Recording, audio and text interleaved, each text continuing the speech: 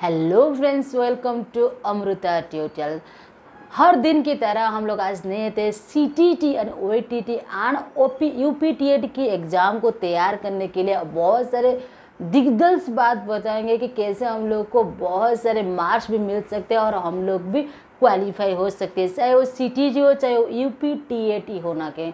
और आपको OST complete करना है, CT कंप्लीट करना है, BEd कंप्लीट करना है या DLED कोर्स कंप्लीट करना है, लेकिन आपको क्या करना है, जुड़े रहना है अमृता ट्यूटोरियल के साथ, क्योंकि हर अपडेट के साथ इसके साथ नई टेक्निक के साथ पढ़ा रहा हूँ। क्योंकि मैं छोटे गांव से बिलोंग्स कर रहा हूँ, इसीलिए मेरे पास स्मार्ट बोर्ड नहीं, लेकिन जितना भी मैं जुगाड़ करके रखा हूँ ना, मैं कोशिश करूँगी कि आपके पास हाजिर होने के लिए हर दिन के लिए। तो आज हम लोग जानेंगे, जैसे मैंने बिलोंग्स किया हूँ और लिख में लिखा हूँ कि भाषा शिक्षण के नियम, यानी हिंदी जो पेडागोजी पार्ट हमारे CTT में आती है, इसी के लिए मैं ये वाले सेक्शन लिया हूँ कि हिंदी का कैसे मैंने कंप्लीट किया। जैसे आप हम लोग को लैंग्वेज 1 लैंग्वेज 2 सिलेक्शन करना पड़ता है, चाहे पेपर 1 दो और पेपर 2 दो, लेकिन आपको ही हिंदी देना पड़ेगा। अगर आप हिंदी मीडियम से बिलोंग्स नहीं करें, हिंदी का एग्ज़ाम नहीं देना चाहते हो, तो आप इंग्लिश भी ले सकते हो। इसकी इंग्लिश की भी और पेडागोजी के साथ सभी जो टॉपिक आपको CTT रिलेटेड आती है तो अमृता ट्यूटोरियल में ज़रूर आपके पास है। तो बने रहना मेरे साथ, और अगर चैनल पे नहीं हो तो सब्सक्राइब ज़रूर करना। तो अगर इस टॉपिक को आपने देख लिए तो आपको मिनिमम मैं बोलता हूँ 5 से 6 नंबर जरूर आपकी आएगी। अगर मान लीजिए एक चैप्टर से अगर 5 और 6 नंबर आपको आती है तो आपको ध्यान देना जरूर पड़ता है सुनो। तो देखो, भाषा शिक्षण की विधियाँ, जब हमारे टीचर या हमारे शिक्षक जब बच्चे को पढ़ाने जाते हैं तो कितने कितने तरीके और कितने कितने टेक्निक के साथ पढ़ाते हैं, जैसे कि बच्चों को याद दिला सकते हैं और बच्चों को आगे बढ़ाने के लिए वो भी कोशिश करते हैं। भाषा शिक्षण में शिक्षण विधियाँ बहुत महत्वपूर्ण हैं। इनसे शिक्षण अधिगम या सिखाना सीखना एक प्रक्रिया की एक सुनिश्चित और सुव्यवस्थित दिला जाता है, यानी कि सुव्यवस्थित दिखाता है। तो अगर भाषा शिक्षण की विधियां को हम लोग देखेंगे तो सीखना है और सिखाना भी है।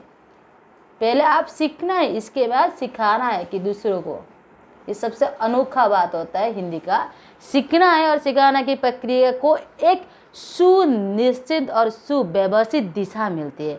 भाषा शिक्षण की विधि को उनकी विशेषताओं के द्वारा समझा जा सकता है।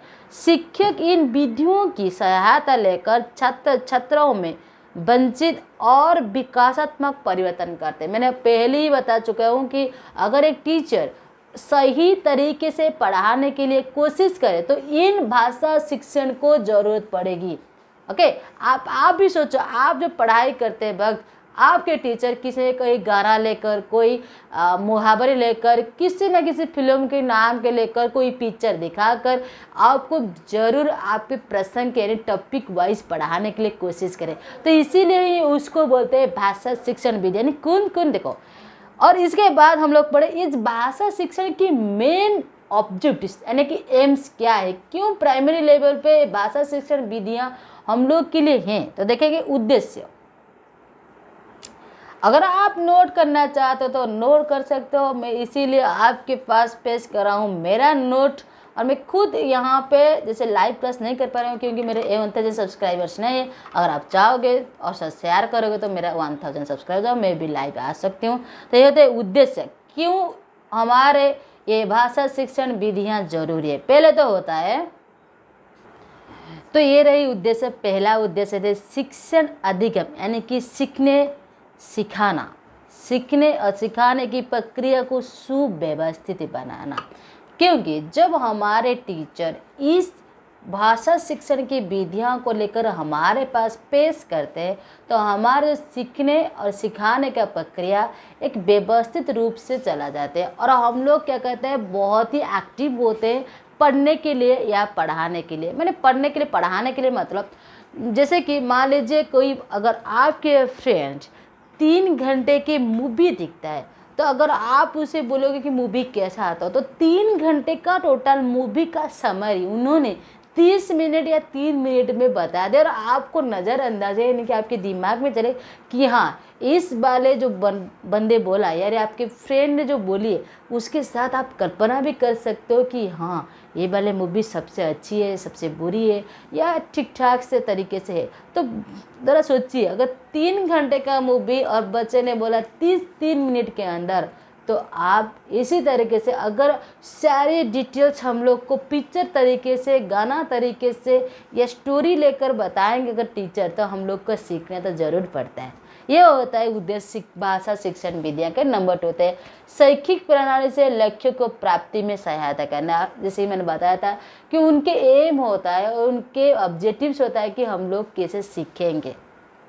जैसे मैंने बताया था कि मूवी देखना एक अगर आपकी गोल हुआ तो 3 मिनट के अंदर ये आपकी समरी बताने वाली फ्रेंड ये एक सहायता का माध्यम होता है। तो ऐसे ही माध्यम से होता है भाषा शिक्षण विधि हम लोग को हिंदी पढ़ने के लिए। नंबर 3 होता है भाषाई कौशल, जैसे कि श्रवण यानी कि सुनना, भाषण यानी कि बोलना, वाचन यानी कि पढ़ना और लेखन यानी कि लिखना को सीखना सिखाना है। जैसे कि हम लोग को पता है हर पेडागोजी में, हर लिटरेचर सब्जेक्ट में 4 ही ऑब्जेक्टिव होता है, LSR लिसनिंग, स्पीकिंग, रीडिंग और राइटिंग।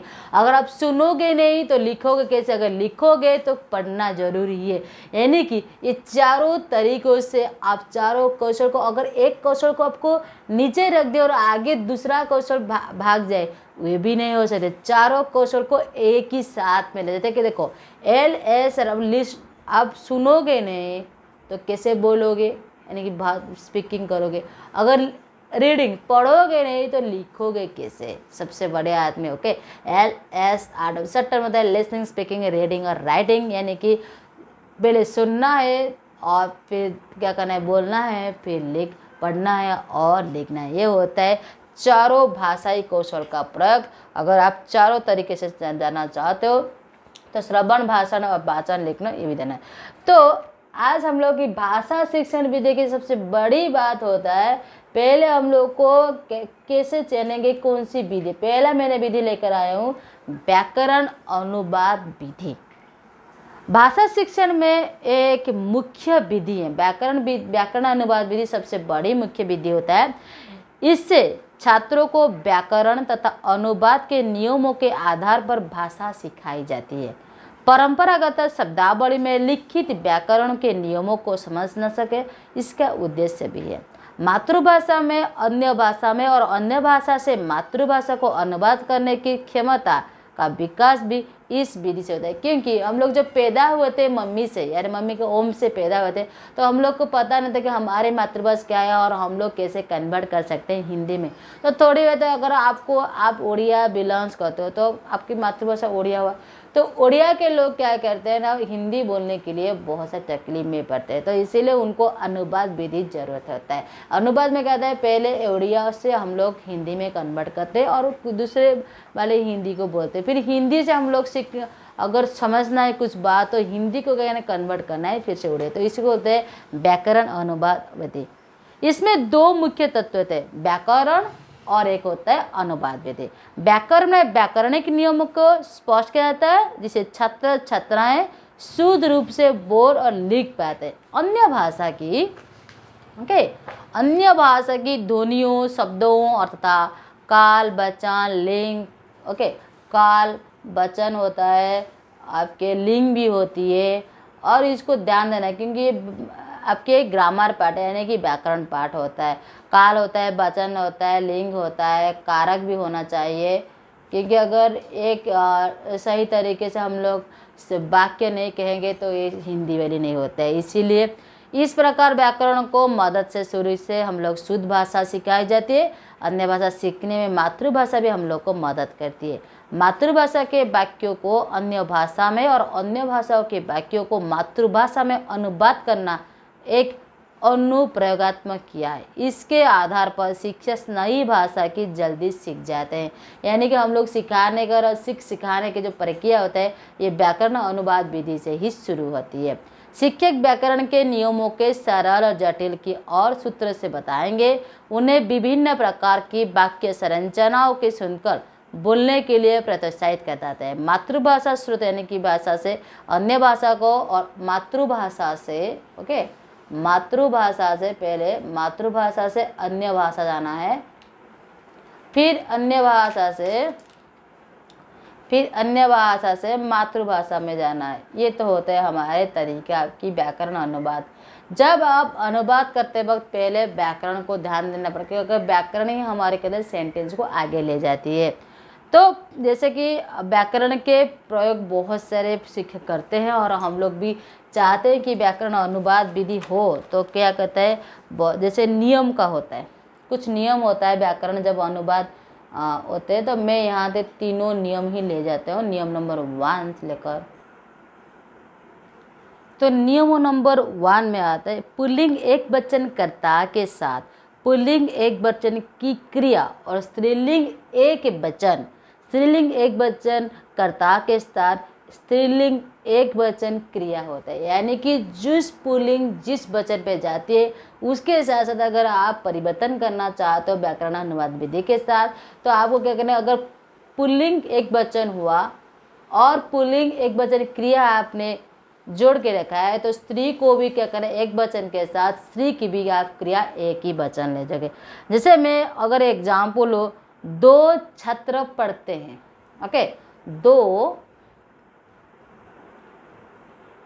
छात्र पढ़ते हैं। तो यहाँ पे अगर आप परिवर्तन करना चाहते हो तो 2 छात्राएं पढ़ती हैं, 2 छात्राएं पढ़ती है।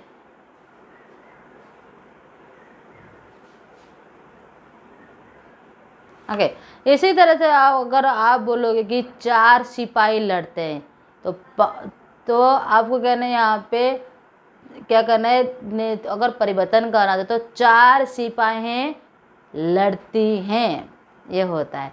नंबर 2 नियम होता है अगर कर्ता, आपके कर्ता पुल्लिंग बहुवचन में होता है और क्रिया भी पुल्लिंग बहुवचन में है, तो अगर आपको परिवर्तन करना आता है तो स्त्री को भी क्या करना है, बहुवचन में रखना है, और स्त्री को क्रिया को भी बहुवचन में रखना है। जैसे कि यह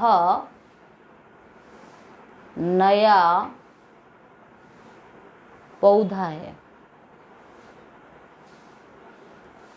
तो अगर आप परिवर्तन कर देते हो तो आप लिखोगे ए नए पौधे हैं, ए नए पौधे हैं।